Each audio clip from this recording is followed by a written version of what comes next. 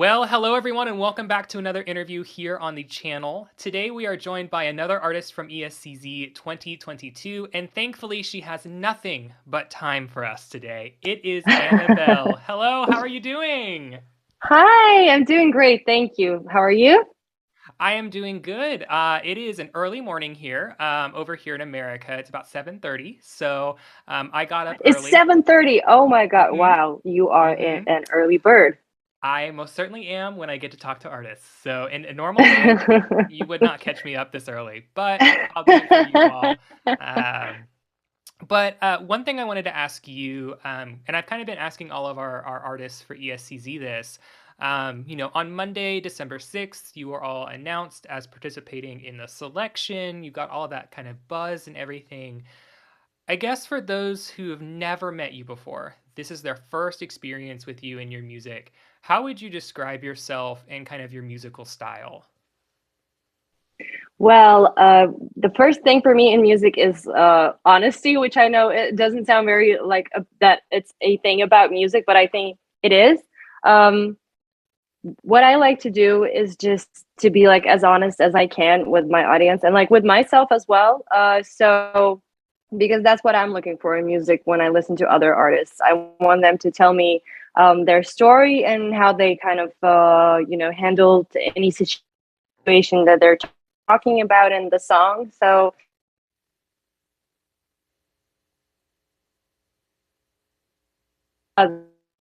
so that's like a number one. See with like a time song. So it's feel like I should be doing or how I want to give people or like deliver my emotion to people and my story to people. So if that makes sense. Yeah. Yeah, and someone being the internet told me that Post Malone is kind of a really big inspiration for you and your music. So I guess I'm Yeah. curious, who else would you kind of look to as like musical inspirations? Well, I do like Post Malone. I was really inspired by his melodies there. Like I really like the way he's coming up with his melodies. But other than that, like lately, the biggest influence was Olivia Rodrigo. So, and I think like she was an inspiration to a lot of people this year. So, hmm so she's definitely like my favorite right now. Other than that, I really like Grandson. I don't know if you know him. I feel like nobody really knows him, but he's not that like unknown. But yeah, he's definitely like this kind of punk rocky. He's like combining rap and this punk rock vibe, which I really like to listen to lately. Then I really love Dua Lipa, but it's because of like the whole package of Dua Lipa that her, charisma, her voice, and everything, her confidence. It's just really cool for me, and I really love her songs, like especially from the latest album. So hmm these would be, I guess, my top artists lately. Got you. Quite the diverse profile of individuals there. Yes, that's true. Well, and I know you have a kind of a unique history. So you are originally from Prague, and then you went off to London, and then decided to come back to Prague after a little bit. So I Yes. guess what I'm curious about is what made you decide, number one, that you wanted to come back to the Czech Republic after being in London, but then also, what made you want to represent the Czech Republic possibly at Eurovision in the future? Well, I came back. Well, I went there because obviously I wanted to study music on like a higher level at a university, and there is no such thing in Czech Republic as like studying popular music at a university. We only have that like as a thing in high schools that you have like musical high schools, but you can't really get like a university diploma from like popular music. So I went abroad, and plus I wanted to go like to the cultural, the biggest city of culture in like Europe. So that's, I don't know, Berlin, London, and I felt like going to London because Berlin was too close and it wasn't like not adventurous enough, and plus my German is not very good. So I decided to go there, and I loved it there. It was like a massive experience, but also it was really hard without any connections, and I think I chickened out in a way because I got really like sad in there. I didn't really have I had a few friends, like it wasn't like I was completely alone, but it felt lonely, and it was really hard because I had to like work a lot in order to pay my rent and everything, and it was just like a nonstop crazy house. But I think it really made me like a stronger, more confident person. But then I got kind of, I was feeling very bad, like, mentally. So I just decided to come back and, gain some like new strength from my family and friends, and then maybe like go back later. But in the meantime, like things started happening here super quickly. So I stayed, which was like, I don't know. I was signed by a like the biggest major label in Czech Republic, which is Universal. I don't know if I can mention labels or like brands. And I started releasing music that was doing really well. So that's why I stayed. But why would I want to represent my country? It's because I think like there is a real international. I think like a chance of I think there's like a potential in me, and I have like a massive ambition to achieve success abroad, and none of the Czech artists really succeeded at this before. So I really like feel like being that power girl who is gonna succeed at this and kind of make it more open for Czech artists abroad. Yeah. Well, and one thing else that I noticed that I think kind of came back with you from London was kind of your unique styling, the love for the color yellow and also the face tattoos. Yes. And someone on staff actually really wanted to ask, like, how do you select which face tattoo you're going to use which day? Like, is there symbolism or is it just kind of, this one will work and let's go? Yeah. Sometimes there is symbolism. Like sometimes I really play around with it, especially when I have time for it. Then I really think about like, what am I gonna say with this tattoo today? So sometimes it's like more obvious. I don't know, like during like Pride or something that you kind of know what the symbols are and you want to like support the community. So that's like more obvious. But then when I have interviews, I don't know, I have like so many stick on tattoos. I have like numbers, letters, pictures. So I really just choose like how I feel that day. Sometimes it's like a SpongeBob. Sometimes it's I don't know. I had like when I was doing my interview for TV this Thursday, for example, I just put like 1 and 6 together because like 16 is my favorite number. So I just do play around with it in general. Yeah, it's really a thing of like my you know current mood or something like that. Fair enough. Fair enough. And why did the color yellow stick for you? Is there any meaning there, or is it just kind of your favorite color?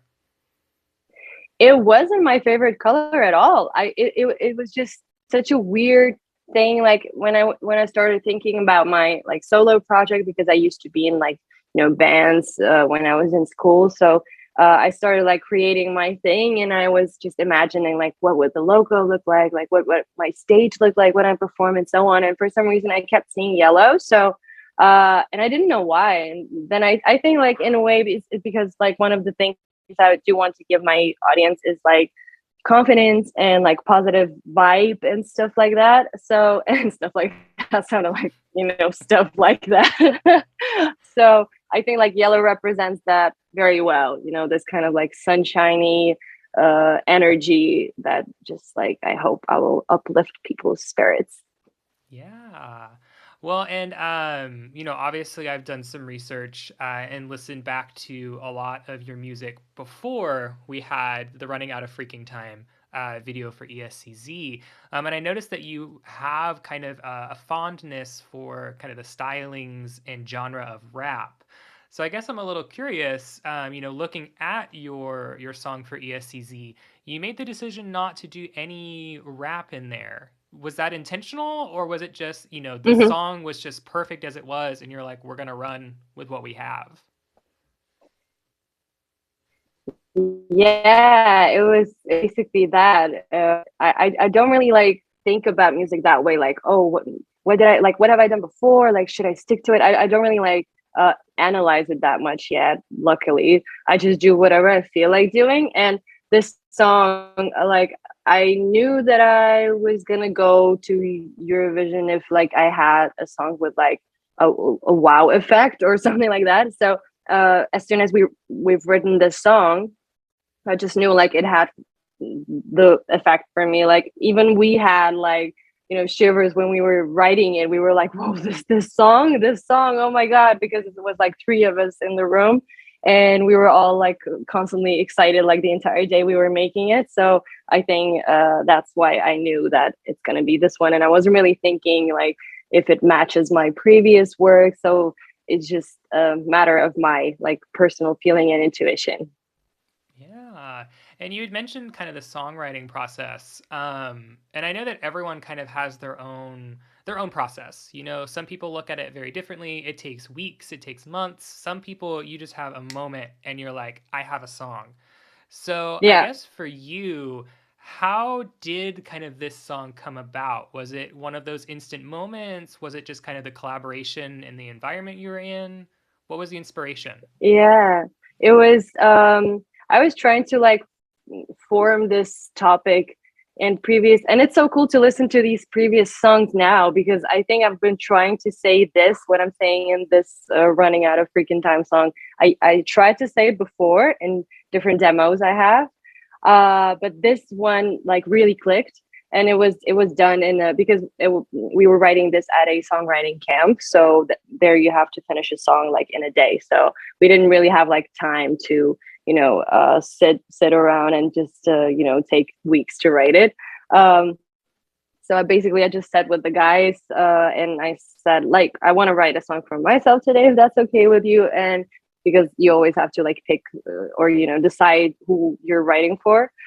So I told them that, and I started talking about my problem with time. That basically I'm just like so frustrated, and that like I have stomach aches like every day because I'm like stressed out, and I'm stressing myself out. It's not like somebody's telling me, somebody else stressing me out. It's just like me putting pressure on myself, and then it's probably not healthy. And I'm just like I feel like I'm like like old and basically like on the edge of death almost in my head, and it's just like this weird phase I'm going through. So I was describing that to them, and so that we would like share the same vibe and an idea, and then basically we were done super quickly because Tom, who was one of the guys, started playing an electric guitar, which I love guitars, so I was like, wow, that's cool, like let's keep that for sure. And then we all just started like humming melodies to that, and it was done pretty quick. And then they let me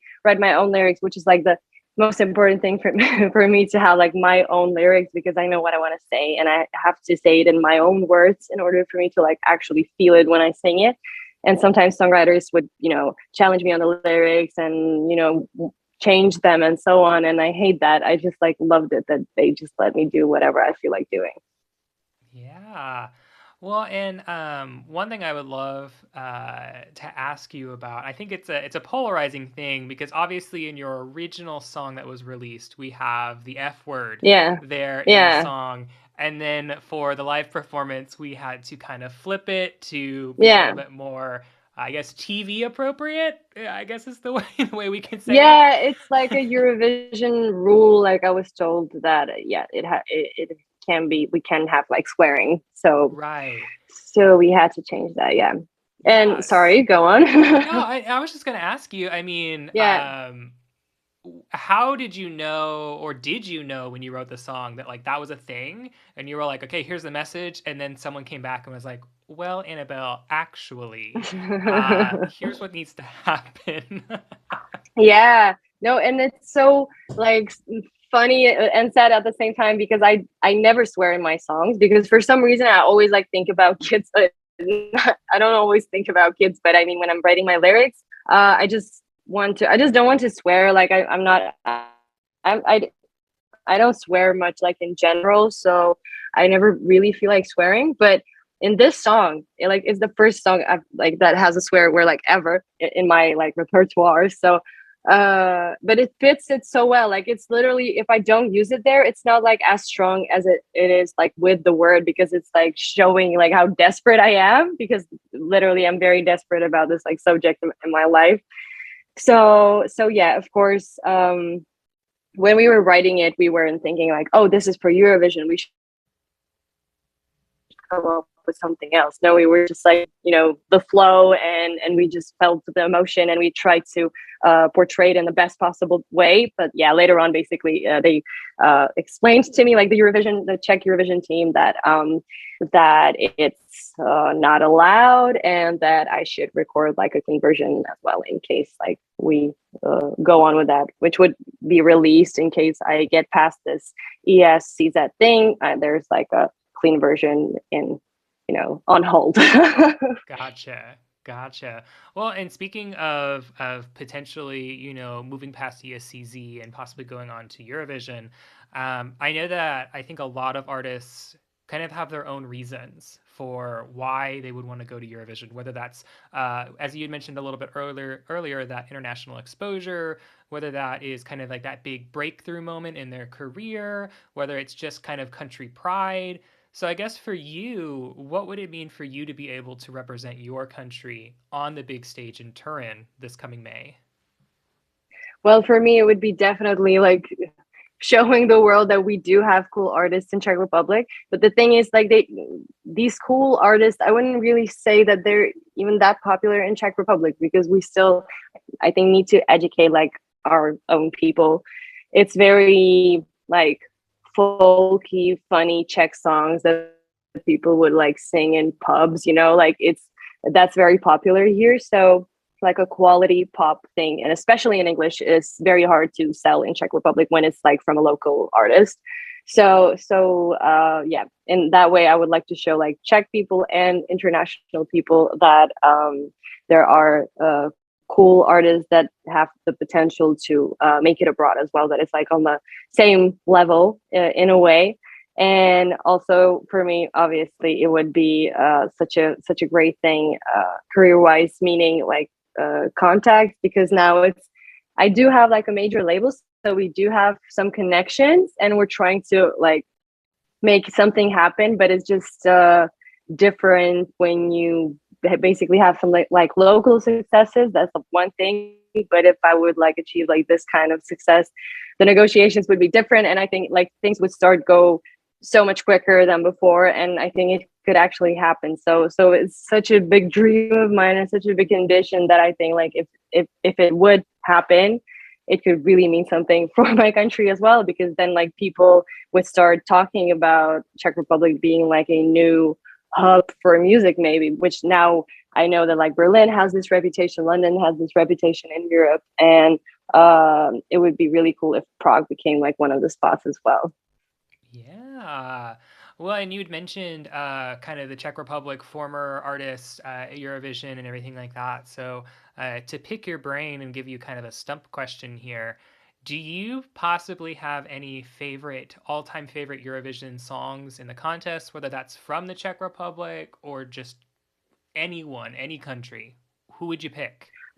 Yeah, I do. Like I have a Czech popular one like that I like, and when that is like my all-time favorite, and that's they're like current winners, Måneskin. Like I really like their song, the Zitia Borny song. That's my favorite right now, and I still listen to it. So I mean, it wasn't only like excitement about Eurovision, it was literally like I like the band and I'm following them. And from the Czech contestants, I think like my favorite was Lake Malawi with a friend of a friend. I really like that song. Awesome. Well, I have one final question for you. And we kind of started here talking about kind of new people, kind of really coming to understand who you are and your music. And I think it's really appropriate that as we wrap up, when those people are trying to find you and trying to connect with you and your music, how can they find you? What social medias do you have? What platforms do you use? Things like that. Well, I like most of the time I'm on Instagram. Like that's my social media platform number one. Then I obviously have like Facebook as well. I have TikTok that I like. I'm only using in Czech now, but I'm open to switch to English as soon as I see that it has the right audience. And also obviously I'm on Spotify and on all of the other platforms, streaming platforms. So yeah, these are the things. But I think like if you really want to have like daily stuff, that's Instagram at the moment. All righty. Well, perfect. Well, I will remind everyone who is watching as well, if you want to support Annebelle and her dream to go to Eurovision one day, make sure that you go to the ESCZ United or ESCZ2022.com website. Make sure that you vote. Voting is important. That is how this happens. But also, if you want to support, if you want to support our channel, make sure that you also hit the subscribe button and the notification bell so that you know the next time that we post an interview just like this with another potential Eurovision artist. But until then, I will catch y'all next time. So I will leave with goodbye.